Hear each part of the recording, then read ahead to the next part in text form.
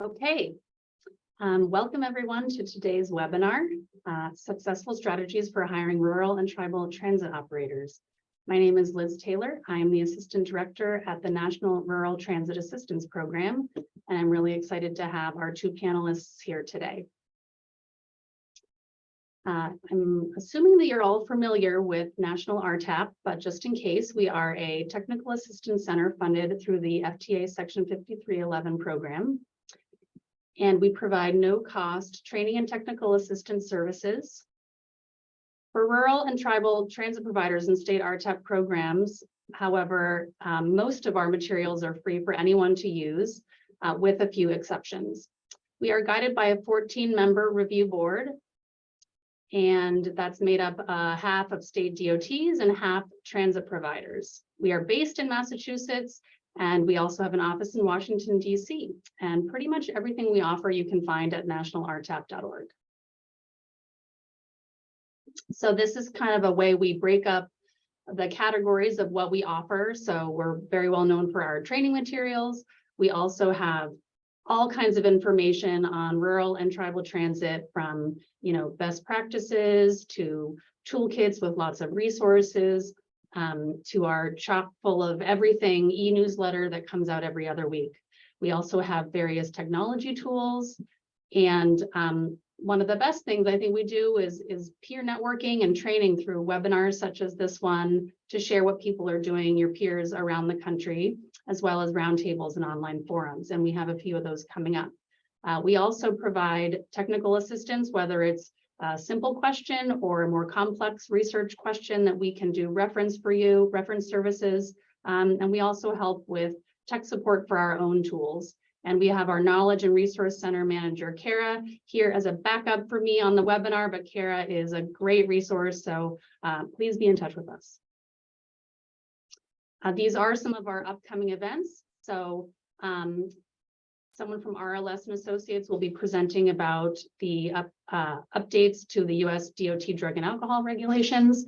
And then we will have a kind of a workshop hosted by the Shared Use Mobility Center and the Texas A&M Transportation Institute, TTI.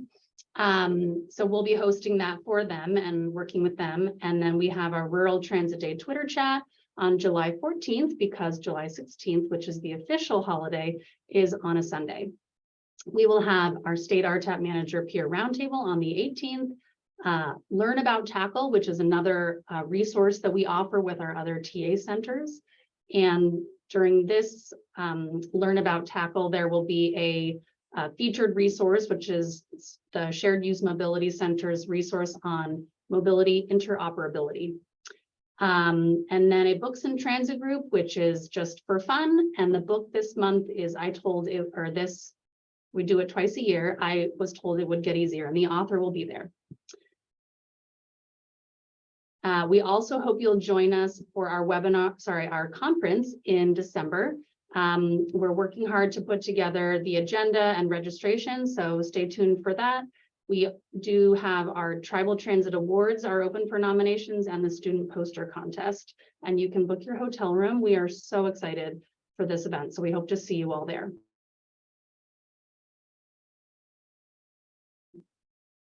Okay, so before we get started, before I introduce our panelists, we're gonna do a couple polls, and these are anonymous, but we just wanted to get a sense of how people are doing in this area, and also so you can see when we share the results, that you're not alone if you do have a lot of vacancies, which would make sense because that's why you're here. So please complete the polls, and then when we have a certain number, we will share the responses.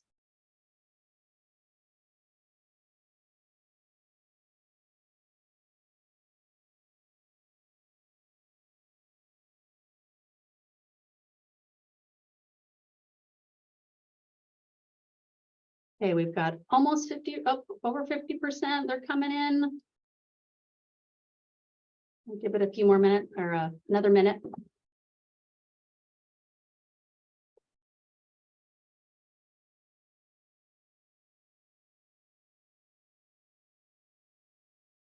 Okay, we have 72%, pretty good. So I'm going to end the poll and share the results. So, you know, we have, most people have between 1 and 10, but we do have, you know, some with quite a few and and so that's for driver or vehicle operators. We do have a lot of maintenance openings, dispatching, and then some who aren't struggling with other staff positions. So thank you for filling out this poll. Always interesting. Okay, so now I'm going to introduce our two speakers today and then turn it over to them. So first we'll hear from David Stephen. He is the Senior Communications Specialist at the International Transportation Learning Center, which operates FTA's Transit Workforce Center, or TWC. David coordinates TWC's communications and messaging initiatives to support its mission to recruit, hire, train, and retain a diverse transit workforce nationally. David also leads the development of the Transit Frontline Worker Recruitment Campaign Toolkit, which he will be talking about today. He has over 2 decades of experience in labor, transit, legislative, and communications at all levels. He has a BA from Morehouse College and a JD from the University of Detroit Mercy School of Law. And Julie Castillo, she is the Executive Director of the Heart of Iowa Regional Transit Agency, or HRTA, and she has been the Executive Director since 2010. She currently serves as the President of the Iowa Public Transit Association, the Secretary of the Bus Coalition, and she's the Iowa Delegate for CTAA. She previously served on our review board, we miss her, until 2021, and she was named the 2019 CTAA Community Transportation Manager of the Year. She's had a diverse work background in the private and public sector before she unexpectedly landed a career in public transit, which was the job she never knew she always wanted. I really like that. So I am going to turn it over now to Stephen.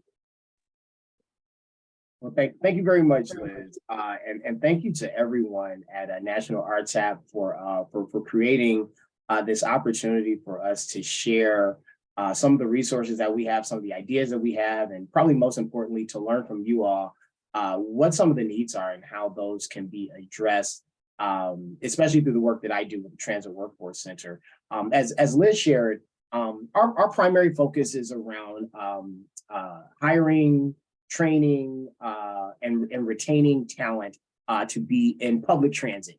And one of the things that came up as we were developing our programs around workforce development for workers today and into the future is agencies constantly saying to us, we don't have enough people. We've got to bring in new people. And so we realized early on in the creation of the TWC, which is the FTA's very first technical assistance center for frontline workers, that we were going to have to make recruitment a primary focus of the work that we were doing. And that's how we came up with this campaign. So Liz, if you can go to the next slide. It's my pleasure to introduce to you all or to reacquaint others with Connecting My Community, which is the National Transit Frontline Worker Campaign Toolkit that we have been working on and putting together over the last 2 years to be a resource to agencies of various sizes, whether you are rural and tribal, which we're going to concentrate on here today, but also suburban, urban, you name it, regardless of your geography. We want to create some resources that that agencies will be able to use and to adapt and to strategize so that they can be the most successful. So let's talk about what's in the toolkit. We can go to the next slide here. Let's see. Thank you, Liz. So the toolkit is made up of several different components. We have sample marketing materials that I'm going to be sharing with you all in just a moment, as well as some guidance on effective strategies so that you can create a campaign. And then also the toolkit includes background research and reports and making connections between agencies, between transit agencies, excuse me, community organizations, as well as labor unions, so that you all are able to talk to each other and collaborate on ideas or to think through things as they come up in your recruitment challenges. And that's how we put together this recruitment toolkit. And let me tell you about some of the people that have participated in it on the next slide here. All right, and so as we were putting together the toolkit, which we spent the better part of the early part of 2022 working on, we talked to local transit agencies nationwide. Anyone that that I could get an audience with, or that my colleagues might have had conversations with, we were anxious to talk to them about what the needs were for us to be able to help and to guide the recruitment challenges that we were having. And then we also collaborated with a number of national partners, including the FTA, the CTAA, APTA, and then the labor unions, ATU, TWU, and community organizations like Transit Center and other organizations like that. And so as we put all that together, put together all that information and all that knowledge that these organizations were willing to share with us, we started to see some threads of commonality around the issues that we were confronting when it came to recruitment and how we could address. And that's how we came up with several different themes and some that I'm going to focus on as we're talking today. So if we can go to the next slide, I just want to highlight for you all some of the things that we created based on the consultations that we had with our partners. My community works because I work, which is a really great example of the pride that is evoked from a lot of transit workers who take great pride and great responsibility in the work that they do to be able to keep their community moving. Other things like my work gets people where they need to be, writing into your transit career, driving into a greener future, focusing on the environmental benefits to being in transit work, as well as serving my community and connecting my community. And as you all might notice here, with these themes that we've come up, none of them specifically talk about wages or benefits in an explicit way, but they highlight those things that make the work that we do in transit important and different than work that other employers might be offering. So, whether you're talking about working at Amazon, there's some places where even, working in retail places like Walmart, or in hospitality at hotels and casinos and things like that. A lot of times they can be very competitive, or they may even be more competitive than the wages and the benefits that we're offering in public transit. But it's important for us, as we're putting together these strategies, to talk about how public transit is different and how it makes a difference in people's lives, and it gives those that are working in it a sense of purpose, because those ideas are what's going to sustain them and pique their interest in the work that they are doing. So that's how we came up with these things and what we learned about how to communicate with people, so that it's not just blatantly saying now hiring, starting wage, X amount of dollars, health insurance, X amount of dollars, and the like. And so with those things, then we took that and we wanted to make it or bring visuals to that presentation. And that's how we came up with these advertising templates that I'm going to share with you now. So if we can go to the next slide. A part of the toolkit, what we did was that we worked in collaboration with a number of transit advocates and organizations, and was able to get visuals of people that are working in public transportation and center them around those themes that we were able to put together. Then we put that into a template that is that everyone that's on this this webinar today, or anyone for that matter, is able to access simply by going to our website with transitworkforce.org. You can download these templates, and they're in PDF form, and literally populate the templates with specific information around your transit agency that you believe are some of the most important things that people would want to consider as they are, or as you are putting together the strategy around your campaign. So if we can go to the next slide, I will show you that we literally have the instructions right there on how you can take those templates and insert that information. And if you know how to pull up, download or pull up a PDF, then it is going to be pretty simple for you to be able to populate that. And then the other cool thing about the customizable templates that we have is that you have the ability to take down those pictures that we have populated the advertising templates with and use images of your own.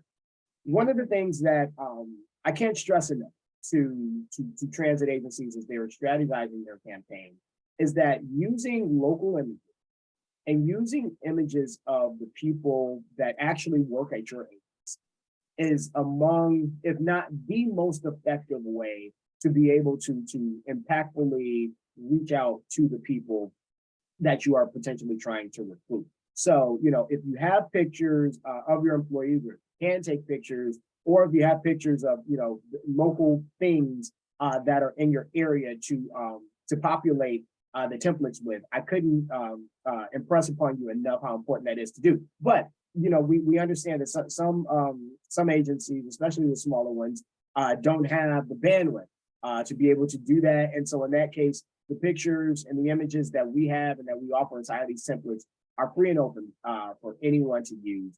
And so I encourage you all to do that. So in addition to the customizable templates that we have inside of the toolkit, we also have a number of case studies. And there's one case study in particular that I want to highlight for you all, and we can move to the next slide here, which comes out of Cape Cod, is the Cape Cod Regional Transit Authority. And the reason that I want to highlight that is because they did a really good job at doing specific outreach to their senior community. And you know, Cape Cod can be a bit of a seasonal town, where you're getting visitors or emphasizing visitors around a specific time of the year. And so with their outreach, as you can see here in these bullets that I have, they did some specific targeting where they were reaching out to elder services and showing how they could be of interest in hiring seniors. And they targeted retiring teachers, firefighters, police officers, and school bus drivers. And then in addition to that, they visited each town in Cape Cod, talked with local retirement agency officials, and posted and mailed banners and notices. And and I encourage you all, you can go onto our website, inside of our resource center, as well as inside of the recruitment toolkit. You can read up on how Cape Cod was able to launch their campaign and to be pretty effective with their campaign. But I'm not going to keep on talking about it. I'd probably rather show you how they were able to effectively do some of their outreach. And this is a really cool video that they made that I'd like to share with you all. So if we can go to the next slide, there's about a 1-minute video that I'm going to play for you here, and you all can see how they did. Go for it. All right, they're lining up the beach shuttles, as you can see, and we need drivers. We're looking for new drivers. Sometimes it feels like driving family. The pay is good, and the benefits are awesome. A huge signing bonus plus benefits. That's a pretty good deal. We drive for our Cape Cod neighbors. Join us. Be part of a great team. It is a good job. Taking care of people who need us. We are kind of people, helping people. That's why I drive. That's why I drive. We drive for you. Come drive with us at the Cape Cod RTA. We're going your way. One of my favorite videos there. And so as you can see, you know, they were doing targeted outreach to seniors, and you can see that they use seniors and they use people that were inside of their workforce in order to drive that message home. We can talk about that, and I'm happy to answer any questions at the end of the presentation, so we can dig a little bit deeper into that. There's another video that I'd like to share with you. We can just move to the next slide here, and this is out of North Carolina. This is a little bit different, but I did want to highlight this because, you know, we are dealing with smaller agencies and more rural agencies in this presentation. And I want to show you their approach to bringing in drivers and what's less of a suburban and more of a rural area. So we can play that video. I'd highly recommend Apple Card as an employer because the hours are super flexible, the pay is good. All of us team members get along well with one another. They're like one big family. Everyone says that. Everyone you talk to here will say that. It's been incredible. It's just really helpful for the community. We really provide, in my opinion, a very important service. Gotten a chance to meet a lot of great people. A lot of them are always asking me, you drive a bus? I thought you need to be older. It's like the best place to be if you want to be social. Once you get the hang of it, it's just like driving a car with a few other things you got to remember. But Apple Card does a great job of training and they make you feel really comfortable in the bus. Anyone who's willing to learn will get it. The hours are incredibly flexible. You've got the flexibility to pretty much work whenever you want. So I can work it around my boys' schedule, their athletics. I think you'd be hard-pressed to find somewhere more flexible than Apple Card. It's honestly a one-of-a-kind job that you really can't find anywhere else here in Boone. You should totally apply for Apple Card. When you drive for Apple Cart, you're providing an essential service for our community, helping to reduce carbon emissions, and you're working with a dedicated team of professionals. All you need to apply is a high school diploma or equivalent and a minimum of 3 years regular driving experience. You'll receive paid training and full assistance throughout the process of obtaining your Class B commercial driver's license and passenger endorsement. You deserve a job that fits your schedule. So go to applecart.com to fill in your application today. Apple Cart. We keep the high country moving. All right. So yeah, just a couple of things that I wanted to share with you all so that you can see some ideas of videos and presentation strategies that some agencies that may be similar to yours have approached. And these videos and maybe 50 or 60 more are available inside of our video library, which is inside of the toolkit also, so that you can see different agencies from around the country and see what their approaches were when they created video. And one of the things that I also want to share is that, you know, these are two really well done and well produced videos, but that doesn't necessarily have to be the best way for you to be able to reach out to potential recruits. We've all got these bad boys, our cell phones, and you'd be surprised at how effective it is if you were to just have an informal interview with a worker and just ask them a question as simple as, why do you work? You know, what do you love about the work that you do? And get that real perspective from them, because a lot of times those of us on the marketing or on the recruitment side, we may think that something is important to some workers, and they'll say something else that we may not have considered. And those are the kinds of things that we want to make sure that we're stressing, because we know that those are what's going to resonate with our potential recruits. So let's talk about a couple of the other things inside the toolkit. We can move to the next slide. And just want to illustrate to you all, as I said, using images of the actual workers that are on your team so that potential recruits can see themselves in the people that are working for the agency. And so you can see this is an advertisement out of North Carolina where they highlight some of the benefits that they have, and showing what the team looks like. And how to apply. You see there's a QR code there. And we have a number of sample advertisements that are inside of the toolkit, which you can take a look at and look and borrow some of those approaches that they have so that you're able to put together an effective campaign for you. And here's some examples of some other benefits that agencies have used. So if we can move to the next slide here. Just want to highlight for you some of these, are basic benefits or basic ideas, and some of them are a bit outside of the box. But I always encourage agencies as they're putting together and strategizing what their campaigns are to lead with those things that make your agency special. So maybe you do have an attractive starting salary, or you have a signing bonus, or you have defined increases and when those are going to happen. Those are good things that you can lead with if in fact you offer those. And then there are also career specific benefits like paid training, agency provided CDO training, and continuing education. Some other things that you would want to highlight if those things are something that you might be able to offer. And then some other outside of the box ideas, childcare assistance. I actually just left a meeting where we were discussing how agencies can meet the challenge of childcare, housing, scheduling options like being part-time or having split shifts. If those things are attractive to your potential recruits, then those are things that you would want to highlight. And you can read about a lot of those inside of our case studies. And of course, you can always confer with me, and I'll have my contact information at the end so that we can talk through some of those benefits and approaches that agencies have. We'll go to the next slide here.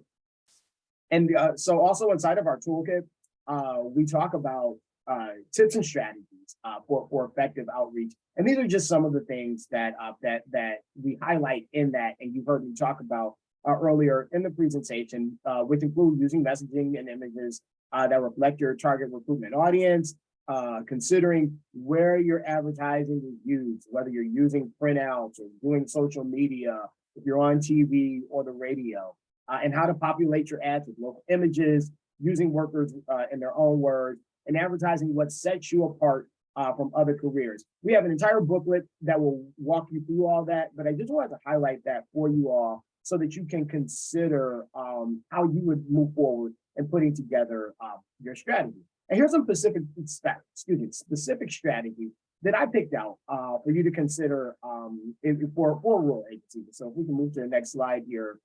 I think that was supposed to say outreach there. I'm going to make sure that we correct that when we share the slides with you all. But three major things that perhaps you want to think about as you're putting together your strategy. Your salaries and emphasizing what's special about your agency, how you do outreach and sending satisfied, experienced drivers out into the community, in partnership, partnering with schools and local community organizations so that they can help you to get to the talent that you're looking. And then we'll move to the next slide. And this is something that I think is also important. In fact, that I know is important for people to consider. You know, once you get your talent inside, maintaining and retaining that talent is just as important as how you get them there, because you want to keep them around. And having a mentorship program is something that we know for sure that has been tested to be effective in being able to maintain your talent. And we have an entire program that we can assist you with in developing a strong mentoring program that will help you to keep your talent. And so I encourage you all to check that out. That program is called Attain. So we offer, you know, an opportunity for agencies to talk through how they can put together those programs, and actually working with these agencies as you're doing that, so that we can support you all being able to strengthen your recruitment. And then I'll just run through one other thing that we offer inside of our toolkit that is a resource for you all, and that's background research and reports. We can move to the next slide here. And so you can read about some different approaches that agencies have, and not just agencies, but that people that have studied this area have used so that they can have the most effective recruitment based on who their target audience is and how they're able to get through to them. And that's in the form of webinars and reading materials and many case studies and the like. So we can move to the next slide here, and I'll just tell you a little bit about our next steps as we're moving forward in this national recruitment campaign, and what we need from you all. I encourage you all to use our hashtag, which is connecting my community, on your materials. That way we can create a database through social media and on the internet so that people can see the great opportunities that public transit provides for workers. And then you can connect with us on your strategies. We would love to highlight some of those things, whether it's in a mini case study or in our advertising materials for the toolkit. And you can share those materials with us, and we can highlight those as well. And then, of course, any feedback about things that you believe that would be beneficial to you as we are moving forward into our next phase, and things that we can create and collaborate on, I encourage you to reach out to me. And to do that, we can go to the next slide here. And this is my contact information. And I'll also put that inside of our chat box so that you all will have it. And I encourage you all to reach out to me. Very, very excited and happy to hear from you all. So I am going to stop there. And if there are any questions on the floor, I am very excited to take them. Fantastic. Thank you, David. So we'll do a brief time for questions, and then we'll have more at the end. So does anybody have any questions so far? You can put them into the Q&A section or into the chat. Either is really fine. And if not, okay. So we will move on, and thank you so much, David. So many great resources you guys have, and it's really important that FTA has this TA center dedicated to recruitment and training and retaining employees in transit. So I will now turn it over to Julia and get to your slides. It should be just right here. So so happy to have Julia here to share what she's doing at her agency in Iowa. And I'm put in the webinar description that Julia doesn't have any openings. Her organization is, has everyone that they need right now. So something they're doing is working. So I'm excited to have you share with everyone here today. Okay, thanks, Liz. So I'm Julia Castillo. I'm the Executive Director at the Heart of Iowa Regional Transit Agency, better known as HRTA. Some of you may have already heard me give this presentation. I've been doing it for a while, but I want to start with just some simple things that people can do that they may just not realize how it is looking to the general public or some of those things. So next slide, Liz. Oh, this just tells a little bit about who we are, that we are a regional transit system. We operate in 7 counties in central Iowa. So everybody knows that we are a smaller rural agency, so that this can be done at all different types of levels. Next slide. And so one of the most important things I think that we did that really created a change for us was how we started advertising our jobs. We took our EEO statement, which most people do put in their job application, and we switched it up so that it isn't just the typical statement where everybody says this is what is needed and they just put it at the bottom of their job ad. And a lot of times people don't even get to the bottom of the job ad before they space out and decide that either that job is or isn't for them. So we put ours up front so everybody knows that we are an agency that values diversity and that we are want to represent all levels of our workforce. So that's the very first thing that is in our job ad. And then we put the qualities that we need in the person. We do start with pay and that we need them full-time or part-time. We do both. But we want people that like to drive and help others. If they don't have, then what we'll do, which is we will train, but we're looking for friendly, reliable people who bring a can-do attitude and a welcoming smile. We can teach them how to drive. We can teach them how to do inspections. We can teach them how to do the pre-trips and post-trips, but we can't teach people how to be a kind, decent person on the job. That's something they either bring with them or they don't bring with them. And so we want somebody that already has that mindset, and then we can teach you the qualities of the duties of the jobs and how you need to perform those. And it also says, the most important part you want the potential applicant to see should be at the top of the ad, because a lot of times people don't even get through the ad before they've either eliminated themselves or decided that this agency isn't somebody that they want to work for. So you put all your really great stuff up front, just in case they don't get to the bottom. On ours, as you can see, we eliminate anything that says we're going to run a background check, or we're going to, do a fit for duty test, or we're going to do a drug test, or all of that. We take all of that completely out of this, because what we find is people were eliminating themselves, especially with background checks. Read that and they'd say, well, the last job I applied for didn't want me, so therefore this job won't want me either. And they've already eliminated themselves and not even tried to get through your doors or fill a position. So we started eliminating that. We don't eliminate doing them. We just eliminate putting it in the ad so that we can get people in and have a conversation with them. And then the other thing that we did is we put some flexibility in. We use a software that's called Ninja Gig, super inexpensive and it's really helpful. And that's how they fill it out. But if somebody has trouble filling out the application, they can call us and we'll walk them through it, or we will do it, find another way, because we don't want people that are not able to do that on their own to, again, not job just because they're struggling with that. So we always let them know that if you need help completing the online application, that we're here for you. So next slide. And then you have to look at where you're advertising. These are a few of our ads. You know, again, we talk about make an impact. You can drive for us. You should, you know, why you should drive for us. You know, you can work on your own in your own town. You can work hours in the days you want. You don't have to have prior experience. You know, you're serving your community. There's positive impact and all of those types of things. But, and then the one down at the bottom says, we're hiring, this could be you.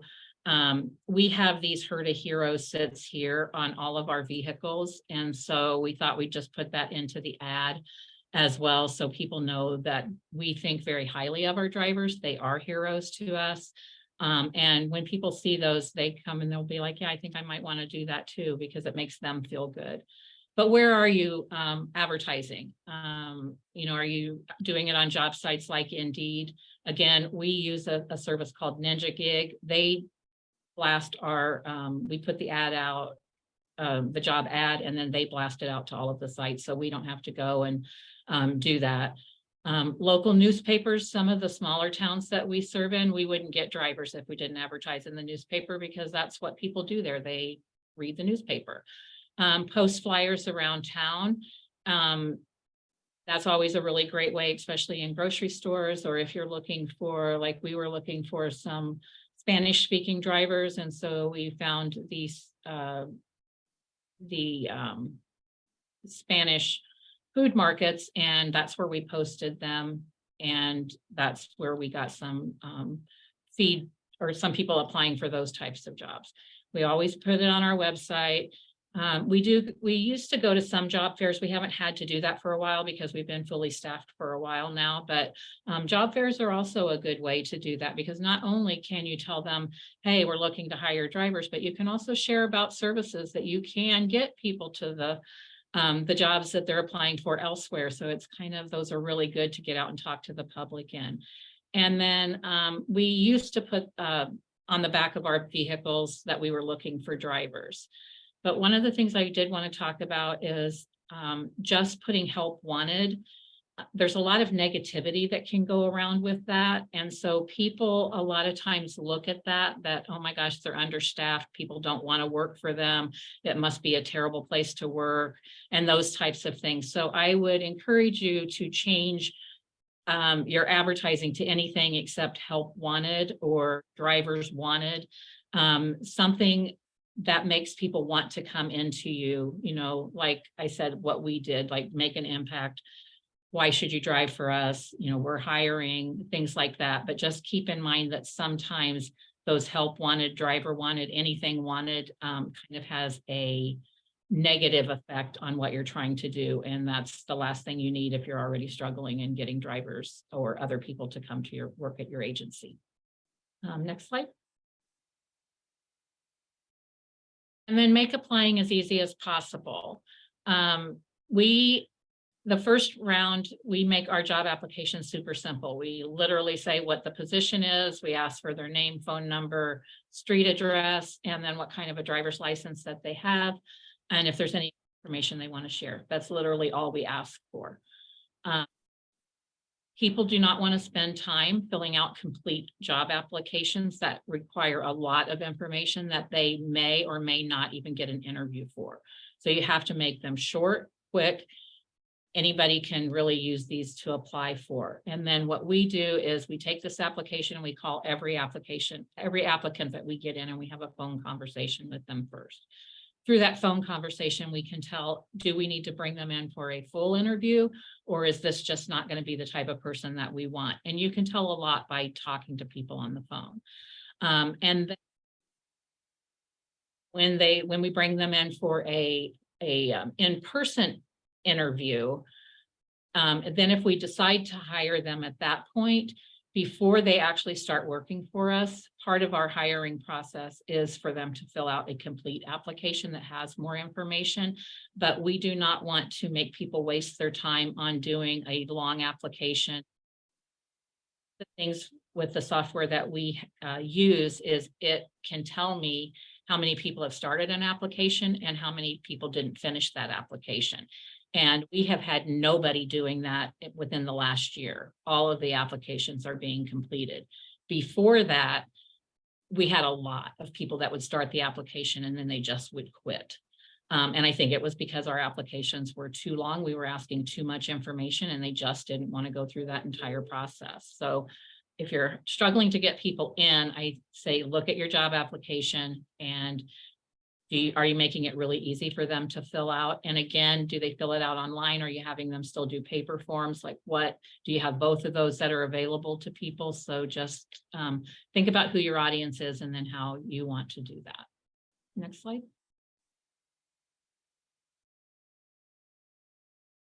Like I said, we contact the applicant for a phone interview. That's not the time that we ask them about their background checks or any of that.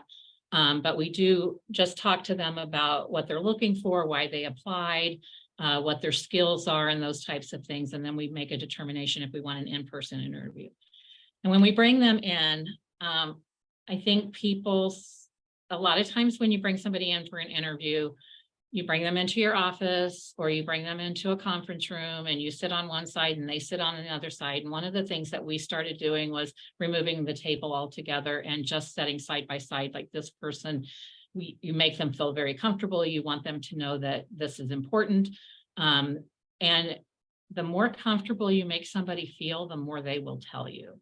And one of the things that we really wanted them to do, especially when we're not asking about their background at that particular, at the beginning, not telling them that we're running background checks, is we want to talk to them about that now. And we will be running a background check, if we do decide to offer them. And if they then are like, oh, well, this is what's going to happen. And then they tell us about what's on it. And as interviewers, our staff want to know what is on we want to know what's on your background check, but we want more than just the words that are on the background check, which is all we get when you run them. We want to know why did this happen? What we have found was a lot of times people have stuff on their background checks because it was at a period in time where they were probably drinking too much. They were, and some have been, that has been an issue for them. And when they were drinking too much, they were making bad decisions. Or if they were smoking too much marijuana, they were making bad decisions. And that's important for us to know, because that doesn't mean that they're bad decision makers. It means when they are doing this, they make bad decisions. And that's a big difference than somebody who's like, hey, I just did it because, it was on a dare or something. That's a bad decision, no matter who you are. So you want to make people feel comfortable enough to tell you the why they did something, instead of just what the words are on the back piece of paper on the background, and making them comfortable, making them feel like you're interested in them and in their story. It goes a long way. So I would really encourage you to look at how you're interviewing and in just making that whole environment more comfortable for people. Next slide. And then review and change your background reviews. So we limit information in our background checks to recent occupation related information. We never had complete bans, but in talking with some people, they just have like, well, anybody that's had a background, anything on their background check, in the last 10 years, they just get disqualified. Or anybody that ever has a background check or a criminal record on their background, they're just never going to work for us. People deserve second chances. We all deserve second chances. So I would really encourage you to look at what your reviews are. And if you can see that you can make them a little bit more flexible, I would encourage you to do that. So we put stuff in our background criteria, and this isn't our full background criteria check or background check criteria policy. And if you do want that, I can certainly give that to Liz and she can send it out with the slides. But some of the things are, if you have any conviction for decriminalized conduct, we don't consider that. If there was arrest that did not lead to a conviction, we don't consider that. If it's a conviction that has been dismissed or expunged or sealed, we don't consider that. And if it's a conviction that is more than 5 years old, unless there are still some legal requirements tied to that, we're not going to consider that either. So people have 5 years with us. And then for those that are 5 years, under 5 years, we'll review things like the age of the applicant at the time of the offense, the facts of the circumstances surrounding the offense, the length and consistency of the applicant's employment history before and after the offense, the relevance of the offense to the position, the time which has elapsed since the offense, and the number of convictions. I think those are all things that we can look at and we can tell, is this person going to most likely be a good candidate moving forward? And so we dig more into those types of things. And those are the things that we talk to the people about once we look at it on their application. And people are generally really okay and open if they really do want a job and they really do want to get their life moving in a different direction. They will be honest with you and they will tell you things. And so, and those are going to be more successful candidates than those that are very like, I don't want you to know any of my stuff. So I always tell anybody that interviews, any staff that interviews people for us, that it is more helpful to understand why an applicant has a criminal record than simply knowing that they have a criminal record. So get to that why. And then don't make gaps in employment an immediate red flag. We used to do that. We'd be like, oh, they didn't work for all this period of time, so they must have, been in jail or incarcerated or whatever. But the reality of it is there are a lot of people that take time off for when they have children, and that's male and female. The pandemic, if it taught us one thing, a lot of people lost their jobs. Now they've got gaps in their history, and temporary workers are notorious for putting every single temporary job that they've ever had down. So it either looks like they have large gaps in their employment, or it looks like they've turned over employment like a gazillion times in a year. So don't just make those red flags, like actually talk to the person and get to the bottom of why their applications look that way, or their resumes, or the things that you look at. People deserve to have the benefit of the doubt that they haven't done something necessarily that you're not going to want. It's just a lot of times people are not thinking how we as employers look at those things. So next slide.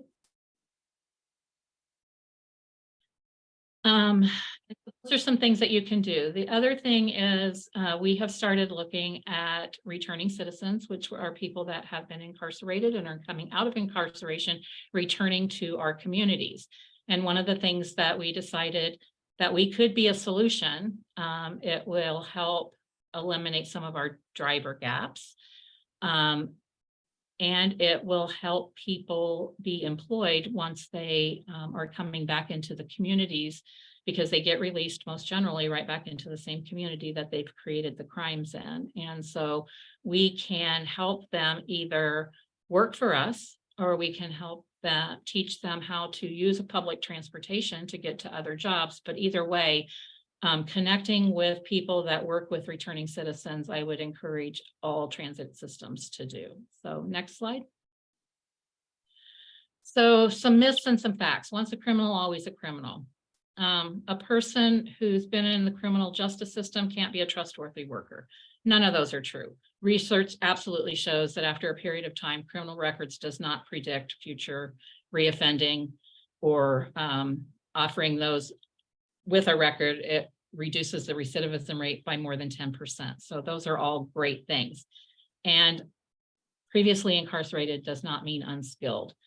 A lot of these people had jobs before they were incarcerated, and we don't want those skill sets to go unused when they return back. So if they can fit somewhere in the transit system that we operate, that's we want to have those them come work for us. So we just have to get rid of the myths and what the actual facts are. So next slide. More cream of the crop workers will come back to transit. By age 25, 1 in 3 in the US have been arrested. And I always tell people, look at some of the highly successful people. They're felons: Martha Stewart, Judge Greg Mathis, Junior Johnson, Robert Downey Jr., Michael Vick, Marion Jones. You know, these are athletes, these are actors, these are judges, race car drivers, Olympic athletes. Like having an arrest does not make you unsuccessful. It doesn't make you less than. And if right now, by age 25, 1 in 3 people in the US have been arrested, and we don't consider those people, our pool of people that we're looking at has gotten much, much smaller. And I believe that everybody, if Martha Stewart pulled up in one of our vehicles, nobody would be like, oh my gosh, she's a felon. No, they'd get in happily and be just fine. So we have to get rid of some of those and just deal with what the facts are. And the facts are that more and more people have been arrested, and we need to expand our driver pool, not lessen it. So this is a group of people that we can most definitely take advantage of looking at hiring so that they can fill a need for us and that we can fill a need for them. They will not be reliable and will increase turnover. That is not true. The Chicago Transit Association has a very large program where they work with incarcerated workers and hire a lot of them. And when I presented with her a few months back, one of the things that she said was that the turnover rate is more on people that did not have criminal records than the turnover rate was for those who do have criminal records. So to say that, that's going to increase turnover is absolutely not true. It's not safe to hire someone that has a criminal record. They're less likely to quit and generally work harder because they know their options to be hired are limited. So they want to prove themselves. A lot of people, and I'm not saying this about every single person, but a lot of people that are coming out of incarceration want to change their lives, but they need to be employed. They need to bring in money. They need to have affordable housing, and they need to be able to work to take care of their family. So there's things that they have to do. And if transit can step up to the plate and help that, we should absolutely do that because it makes your community safer for everybody. And if you can't hire them, at least work with agencies that are getting them jobs because they can ride your transit systems to get to employment. So either way, hiring them or transporting them, you're making your community safer. And you're making these people be successful after they have, had a hard time of it. So do what you can to make your community safer. Next slide.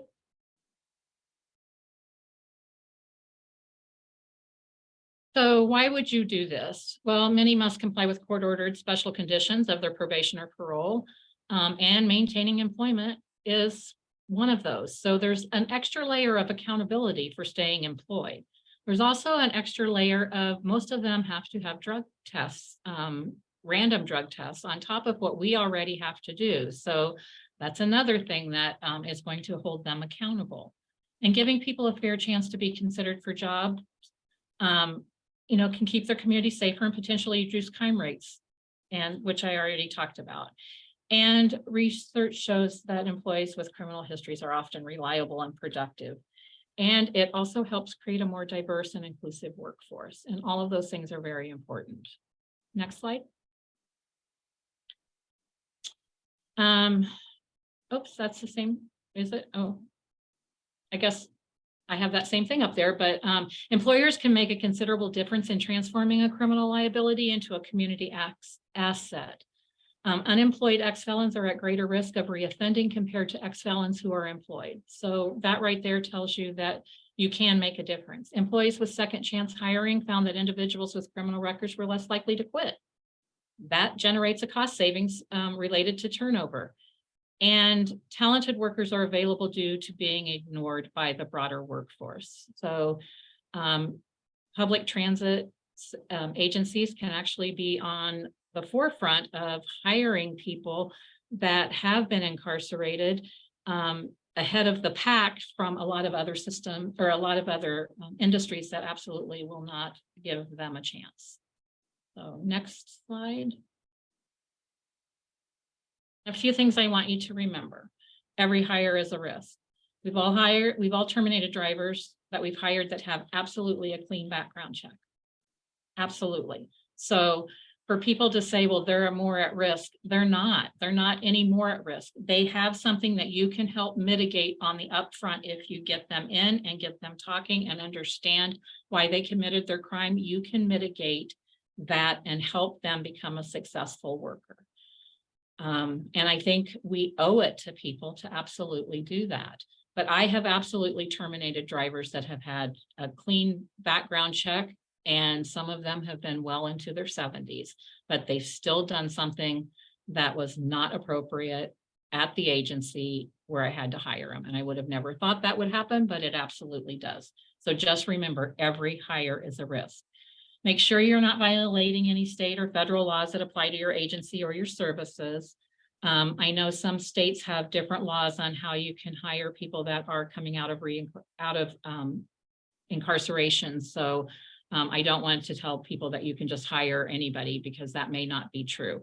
You also need to check contracts for any language that may prohibit hiring returning citizens. If you do have contracts that do that, start having conversations with how you can change that section, get wording removed and stuff like that, and ensure you control the narrative so it stays positive. We're really proud to say, yes, we will hire people that have have come out of incarceration. There is no shame in that whatsoever. I've talked to other people that would like, I'd like to do that, but I just don't want anybody to know. Well, that's your prerogative not to tell anybody. But should somebody know and they control that negative, it could be a headline in a newspaper that you do not want to have. That could kind of turn the program into a negative when it really is a very positive thing that you're doing in helping people. So I'm not going to tell you how to do that, but I would say if you have control of the narrative and it's a positive narrative, other people will absolutely grab hold of that and move forward with you. And you can also check to see if you qualify for the Federal Work Opportunity Tax Act. And some states also have some extra benefits if you hire people that are coming out of incarceration. So next slide. One thing I want to say before I get to this community perspective is I tell people this a lot. A lot of us were really only one bad mistake from, probably being arrested or being incarcerated ourselves, because there was a time in our lives we've all made really bad decisions, and none of us want to have that tattooed on our head where we have to wear that around for the rest of our lives. And we need to make sure that we don't require other people to have that tattooed on their head too. Now, we are specific. We have put some rules in place of people that we will not consider right now. And that is anybody that has a violent crime, or if they have some type of sexual criminal history. Somebody did ask me about the criminal history because they said, there are times where somebody that may have been 20 had a sexual relationship with somebody who may be 16, and they end up, so that then goes in that he's a sex predator. But maybe they end up getting married anyway once she reaches of age, but he's still going to carry that on his record. And I don't tell anybody what they're comfortable with and who they want to hire. We chose at this particular point not to hire anybody that has a violent history or a sexual history. But if that's something that you're more comfortable with and you want to delve more into that, more power to you. Every transit system has to do this in a way that they're comfortable with. And we are dipping our toe in it. And so far, we're comfortable with where we're at. Does that mean that we won't change as we move this process along. We very well could, I don't know. So I just want everybody to know, do what makes you feel comfortable. If any of the steps that I tell you, if you need to take baby steps toward it, take from this what you want and leave what you don't want. But everybody has to do something different if you plan on getting a different result and getting more of your driver positions filled. Now, one of the things that I was really concerned about when we started talking about returning citizens and hiring them as drivers was what the community perspective was. So we have a college and it's Iowa State University, and every year they have a group of students that we can give a project to and say, this is what we would like them to do. And they can do all the research and they can then come back and present it, and they have to present it to the school as well. And so one of the things that we really wanted from them was for them to dig into what the public perception would be here in Iowa if we did this. And they did it with rural transit systems, small urban and large urban. And the results were that 76.7% agreed that hiring, their general opinion is they would agree, yes, let us hire them. And 13.3 were, they didn't really have an opinion, and then 10% disagreed. And the interesting part about those 10% was it was personal safety was their number one concern. And those 10% were also the riders that were in the most remote areas traveling the longest distances. So what we decided that we could do at our transit system is just not put a driver on those most remote, longest distances until people got more comfortable with this as a process. Not that we tell them and they don't know, but if we live in small communities, where I'm sure a lot of you do, or at least you serve in a lot of communities, everybody knows everybody. So they already know that this person, why they were incarcerated, when they're back, and where they're going, and who they're working for, and all of that. So some of that just to kind of, again, that was to mitigate a risk for us. We decided that that's something we would be very comfortable doing, is just keeping them in the more populated areas, and nobody's going to know why we did that or anything, but those are some things that we have some control over. Next slide. So that's it for my presentation right now. I have a lot of other things that I can talk about because we also have a very high retention level for our employees. And so I can share some of that at any point in time too, but I think Liz may be having another one of these that talks about retention, but there's a lot of, again, smaller things that you can do that help retain your employees as well. Thanks, Liz. Fantastic. Yeah, no, we did talk about that. We don't have a date set yet. But yeah, I just want to thank you, Julia and David, for presenting. So now we'll address a couple of the questions that came in. And then I have a couple of resources that National RTAP has to offer. And we will be posting the slides after the fact. So we will get those on our website with the recording within a week. So a couple of the questions that came in were, we have answered, so I'll read those out. Sarah asked, are there any federal requirements related to how background checks are used in hiring by transit agencies, or is it completely up to each agency to decide? And Kara found under 49 CFR Part 391, drivers of the following types of passenger vehicles must pass a background check before operating these vehicles. And that is vehicles that are requiring a CDL, vehicles with 9 to 15 passengers and crossing state lines, and then vehicles with a GVWR exceeding 10,000 pounds. I don't know what that is, but so there are certain requirements, but and then they must go ahead. I was just going to say, but they don't get into specifics of what those background checks have to be. So that is right left up to the transit systems, as long as there is a process and it is not a discriminatory process. Exactly. So it doesn't define what passing the background check means. Right. So that just has to be defined by your agency. And then here's another. I'm sorry, What? it needs to be in No. writing somewhere. You need to know how you do this, Right. where you're not just having people just randomly. That's where you'll get in trouble if you're like, oh, well, I'm going to treat this person that way and this one that way and do all of that. That's why we were very specific in how we put our rules, what we look at on those background checks. And I think people need to do that. Exactly. Okay, one other question so far, but feel free, everybody, to put questions in if you have any, or, you know, and if you'd like to, you can unmute and you can ask kind of a more specific situation with your agency if you'd like. So one question is, has anyone had success with placing a bus with an operator at a local event for hiring? So I guess to advertise hiring and have someone be there to, you know, answer questions and. We haven't done that, but I do know that there have been some transit systems in Iowa that have actually just had a driving event where they take buses, like say out to their fairgrounds and put people behind the bus and they get to drive them. And it doesn't really matter what size, because as long as you're really you're not transporting anybody, or so you don't have to have, like in Iowa, you don't have to have a certain type of, you know, license to just drive around to like a track or a circle or on a non-populated road. You don't have anybody except for, you know, like probably somebody from the transit system in there.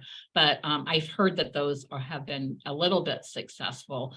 I also know that at CTAA, which I spoke about this, somebody asked also about how they were having trouble with people quitting like halfway through the training process. And so one of the things that we discussed there was before you have them actually start training, get them out in the bus, have them ride. I know you have to pay them like for a couple of hours or a half a day or whatever, but they need to know what the job consists of, because what they have in their head of what a driver is or an operator may not necessarily be what it actually is in your community. And the last thing you want to do is get them halfway through a training process and they're like, hey, I just decided this isn't for me, and walk out. What a waste. So I would really encourage people to do more of that. Get them out there behind the buses, behind the wheel of a bus, or riding the bus with a driver.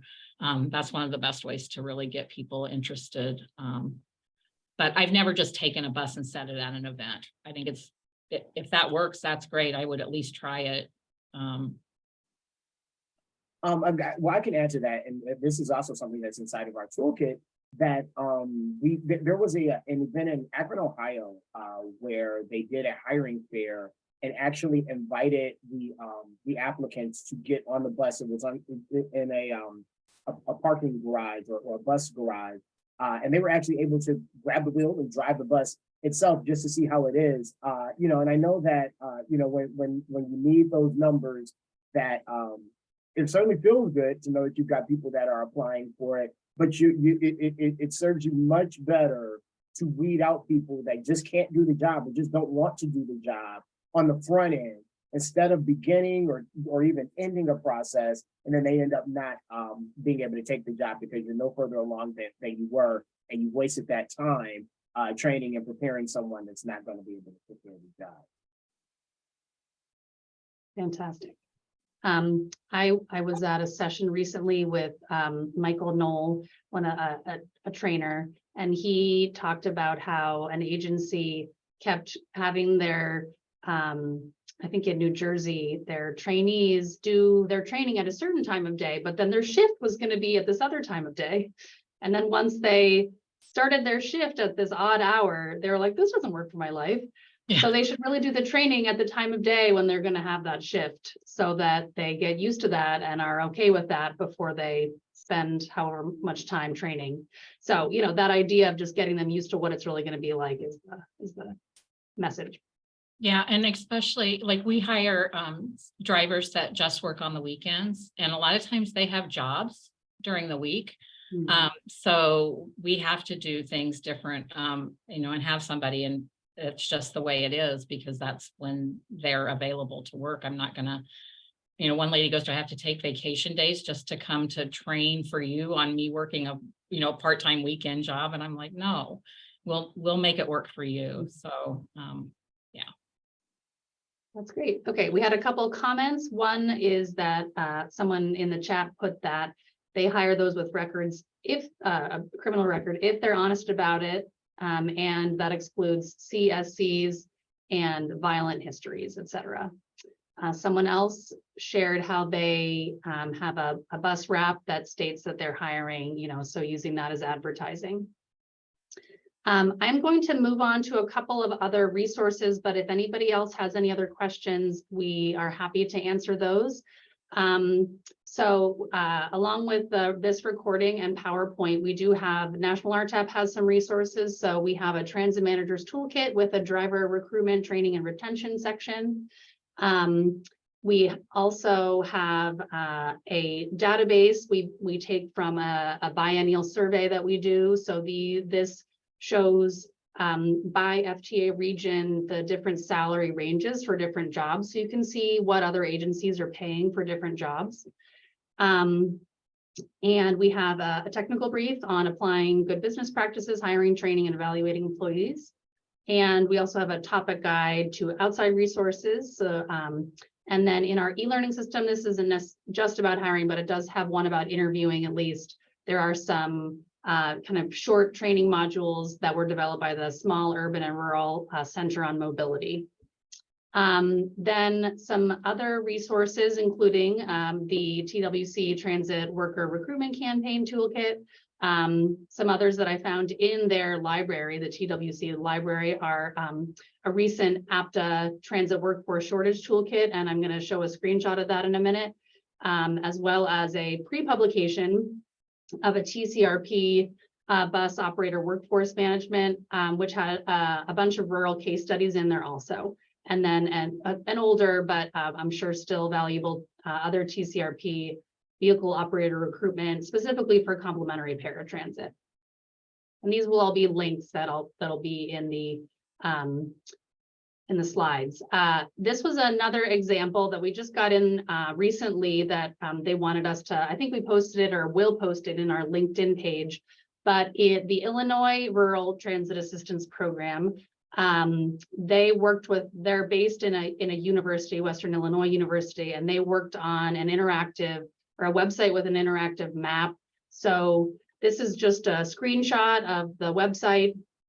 And then you can click on any of these counties and it'll take a link to their webpage, and it tells you how many job openings they have. So someone can just easily see all the different driver openings throughout the state, and they're putting the QR code to the website on stickers and putting them on buses. So I thought that was a nice way to promote the different openings in their state.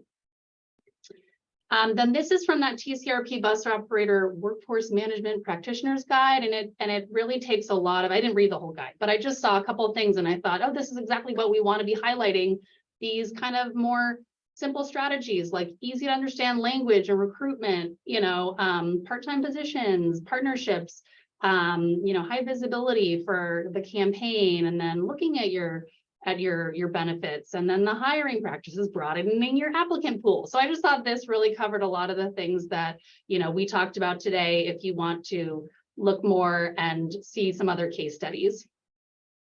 And then there's also, the training and retention. And then this was a worksheet that you might want to use if you're thinking about doing some of the changes that Julia mentioned, or some of the campaign strategies that David mentioned. There's just some reflection questions about what are you doing? How do they hear about a job? So it seemed like a really great tool. So that's the APTA Transit Workforce Shortage Toolkit. And it seemed, perfectly applicable to rural as to any large urban agency. And that is it. So thank you all for hanging out with us.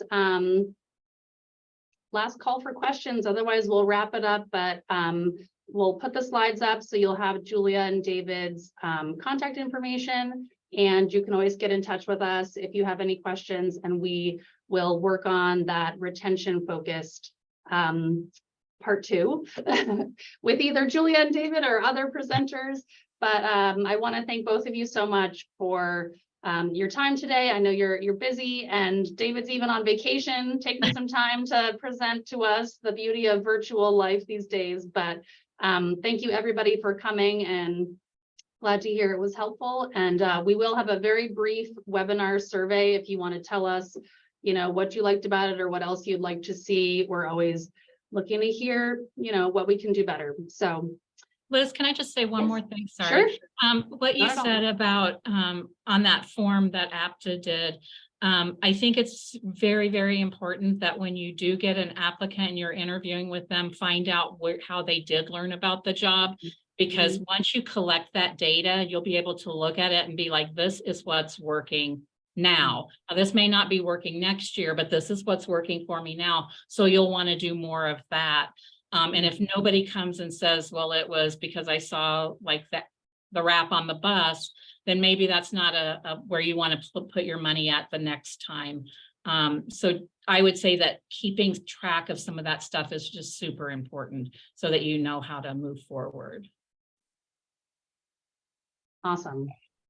Any other final tidbits or thoughts from anyone? David, any last parting words? No, just thank you all very much. And looking forward to hearing from you all. Please, share your stories with us. The tribal and rural aspect is so important to the work we're doing, because we recognize that that's where some of the biggest challenges are. We know you don't have those big budgets that the urban areas have, and we want to be able to be of assistance to you all and the work that you're doing. So please make sure that you stay in contact with us, and I'm looking forward to working with them. Fantastic. All right. Well, thank you all again, and hope you have a really great rest of your day. Thank you.